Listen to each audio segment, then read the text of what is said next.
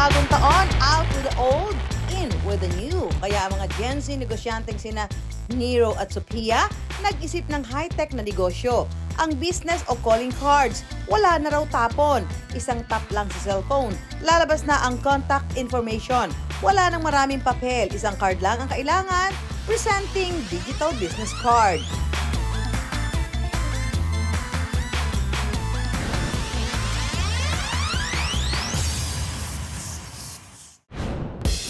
Ma'am, nag-message ako sa'yo. Wala po kayong na-receive? Wala.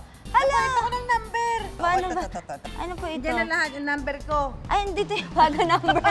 Ang sosyal! Uy! Mami, Gagabang, bakit? problema po kasi ako sa business ko eh. Parang kulang pa ako sa knowledge pagdating sa pagre-negosyo. Teka lang. Ito. Stop natin. Oh, ayan, manood ka niyan. Sa pera para makitingnan mo kung paano. Oh, yan, makikita mo dyan. Oh, di ba? Ano itong card na pineflex ko? Curious ba kayo? Dumating na yung mga order ko na mga calling card galing kay Nero. Ay na! Ayan, ang galing! O, tinap mo lang gano'n, no? Nakalagay yung contact number, kung mayroon kayong mga email address, mga social media accounts nyo, pwede nyo rin ilagay dito, isama dito. Sa card na ito, literal na maipapakilala mo kung sino ka. Ang Gen Z na sina Nero at Sophia, nagpakilala na. Sila ang nagsimula ng negosyong ito noong 2022 pa sa edad na 21 at 19 na ngayon kumikita na ng milyon-milyon. Sana all! First year namin was okay lang. So we were ranging mga 6 digits lang per month. Pa-end na ng second year namin, we're able to hit yung mga mid to high 7 figures already. Bata pa lang daw, namulat na sa pagninegosyo si Nero. Yung parents namin actually entrepreneurs already. Palagi nila sinasabi sa amin na dapat mag-business kami. Kaya nung nag-16 ako, doon nag-start mag-try ng buy and sell. Mula sa pag-buy and sell ng cellphone, nagkaroon ng iba pang mga negosyo si Nero. Kabaligtaran naman daw nito ang third-year dentistry student na si Sophia. I grew up in a family na puro doctors, lawyers. So of course, growing up, inisip ko rin na, okay, the way to success, mag-aaral rin ako ng medicine or maglo-law rin ako. Pero nagbago ang pananaw ni Sophia nang makilala ang business-minded na si Nero. Gamit ang 50,000 pesos na puhunan, sinimulan nila ang negosyong digital business cards. It would be the very first venture na I would ever do. So first time, I was scared. We were shelling out 25,000 back then, each kami. I was younger back then. I think I was probably 18 or 19 lang.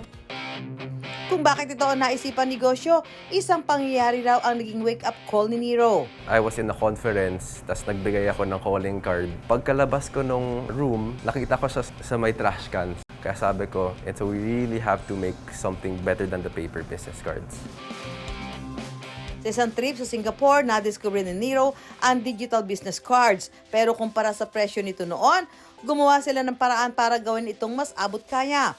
Ang isang digital business card, mabibili ng 999 pesos hanggang 2,998 pesos, depende sa disenyo at klase nito. Pwede magpa-customize ng gustong design ng card. Meron ding mini o yung parang butones na inilalagay sa likod ng cellphone sa halagang 799 pesos. At book tags na ikinakabit sa mga alagang hayop na nagkakahalaga ng 399 pesos. Kamukha ni Rocky. So, pag nawala yung pet nyo at nakita to, nakalagay dito yung number ng pet owner, matatawagan kayo. Sa loob lang ng 2 taon, malayo na ang narating na negosyo ni Nero at Sophia. Nung umpisa sa bahay lang kami, sa home office, mayroong point na nasa coffee shop lang kami nagtatrabaho. And then right now, syempre, as the team is growing, we want to foster yung company culture na lahat tayo mag-grow together. And that's why we got the office here in Pasig.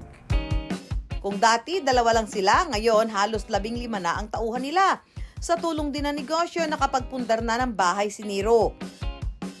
So ngayon, meron tayong pera-paraan na tap and save card. Meron tayong 2 options para i-set up. First option is itatap natin, may lalabas na notification, i-click nyo lang yun. Or alternatively, pwede rin natin i-scan yung QR code sa likod. Gamitin na lang yung phone camera ninyo, scan lang, Tapos i-open yung app. Madadatnan nyo is itong page na to wherein pwede nyo ilagay lahat ng details nyo.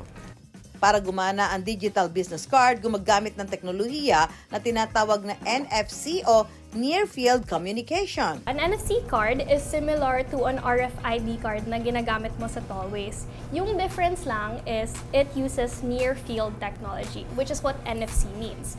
So for example, if meron kang phone and then meron kang NFC card, kapag tinapat mo siya on the phone, since it's near distance, yung phone mo, mariread niya yung information na nasa loob nito.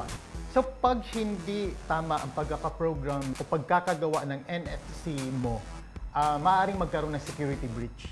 So manakaw yung data mo, mabasa yung mga personally identifiable information mo, gaya halimbawa ng mga credit cards. Pag napalapit yan sa Near Field Communication Reader o NFC reader, pwedeng basahin yung mga detalye. So sa calling card naman, wala naman ako nakikitang danger kasi usually ang nilalagay mo naman sa calling card mo, yung mga gusto mong malaman ng ibang tao. Paalala naman ng IT practitioner na si Art, maging maingat sa mga itatap na card sa inyong cellphone. Pag ang link mo malicious o gawa ng mga masasamang loob, pwede kang mag-tap, pagkatapos mapupunta ka sa link kung saan pwedeng mag-download ng mga malicious code. So yun yung delikado dito. Kaya mag-ingat tayo sa pag-tap, lalo na sa hindi natin kakilala, kasi pwedeng i-point ka dun sa malicious links. My advice for everyone is it's better to regret something later on than to regret not doing the thing that you really wanted. Pinaka natutunan ko from Tap and Save is making sure that the goals that you set for the year are way beyond what you actually can.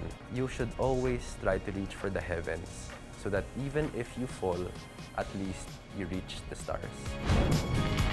Sa pagbabago ng taon, nagbabago rin ang paligid. Kabi-kabila ang mga imbensyon para mas mapabilis at gumaan ang trabaho. Kung meron ka negosyo, maging bukas sa pagbabago na maaaring magdala ng mas mabilis na